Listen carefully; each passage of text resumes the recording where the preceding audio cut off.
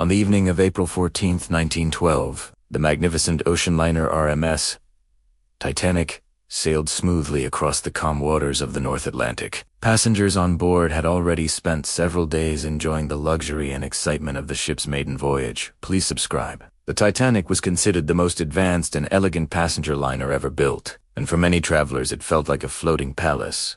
That Sunday evening was particularly special because it featured one of the most extravagant meals ever served at sea. What none of the passengers knew was that this would become the final dinner served aboard the Titanic before one of the greatest maritime disasters in history. The dining experience on the Titanic was divided according to class, just like the rest of the ship. First-class passengers enjoyed the most luxurious dining room ever placed on an ocean liner. The grand restaurant featured elegant decorations, white tablecloths, sparkling chandeliers, and finely dressed waiters moving between tables with perfect precision. Wealthy passengers gathered there to enjoy conversation, fine wine, and a multi-course meal prepared by some of the best chefs working at sea. Among the distinguished passengers attending the first-class dinner that night were famous figures such as John Jacob Astor, one of the richest men in the world at the time. First-class travelers dressed in formal evening attire, with men wearing tuxedos and women dressed in elegant gowns. For them, the Titanic represented the height of luxury and comfort,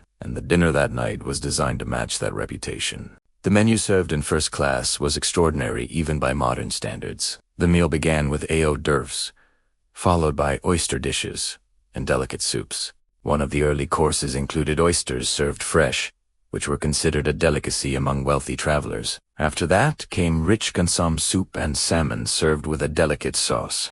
Each dish was carefully prepared and beautifully presented, reflecting the high culinary standards of the ship. As the meal continued, guests enjoyed roasted meats, vegetables, and elaborate side dishes. One of the most notable courses was filet mignon, served with foie gras and truffles, a luxurious combination that highlighted the wealth and sophistication of the Titanic's first-class service. Lamb dishes, roasted duck, and carefully prepared vegetables followed, creating a dining experience that could rival the finest restaurants in Europe. Between courses, passengers relaxed and talked about their journeys. Some discussed business opportunities waiting for them in America, while others talked about travel plans or social events they would attend once they arrived in New York. The atmosphere in the dining room was cheerful and relaxed, filled with laughter and the gentle sound of silverware against fine china.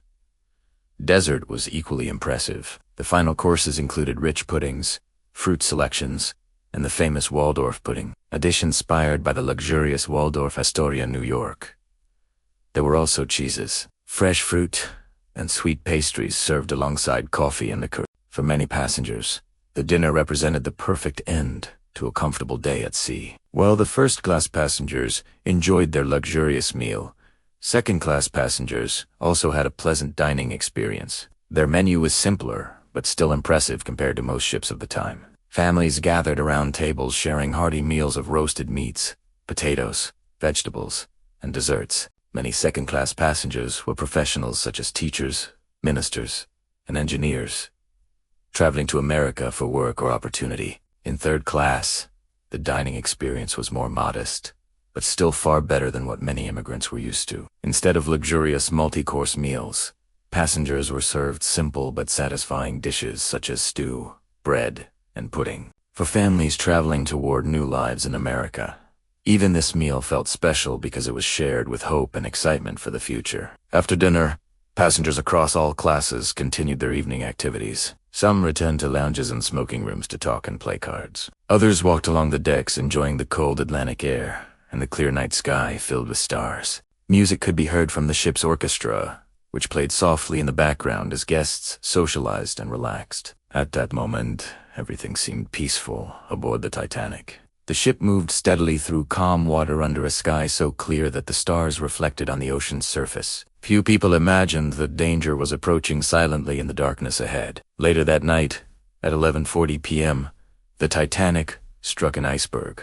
The collision was not violent enough to cause immediate panic, and many passengers initially believed it was only a minor incident. Some were still awake in lounges discussing the evening's dinner and entertainment. Others had already returned to their cabins to sleep after the long meal. But below the surface of the ship, the iceberg had torn open several compartments. Water began flooding the lower sections of the Titanic, slowly sealing its fate. Within minutes, crew members realized that the damage was too severe for the ship to survive. Passengers were soon awakened and told to put on life jackets. Confusion spread through the corridors as people tried to understand what was happening. The elegant dining room that had been filled with laughter and conversation only hours earlier was now empty and silent. Lifeboats were prepared on the upper decks while officers ordered women and children to board first. The luxury of the earlier dinner seemed distant as the reality of the disaster became clear. Some passengers who had enjoyed that final meal now found themselves standing in freezing air, waiting for a chance to escape. Within just a few hours after that grand dinner ended, the Titanic would disappear beneath the icy waters of the Atlantic Ocean. More than 1,500 people lost their lives in the disaster, making it one of the deadliest maritime tragedies in history. Today, historians continue to study the menus and stories from that final dinner because they provide a glimpse into the last peaceful moments before tragedy struck. The meal represents a powerful contrast between the luxury of the Titanic and the disaster that soon followed. More than a century later, the story of the final dinner, served aboard the Titanic, remains one of the most fascinating details of the ship's history. It reminds us how quickly normal life can change and how moments of celebration can suddenly become part of a much larger and more tragic story.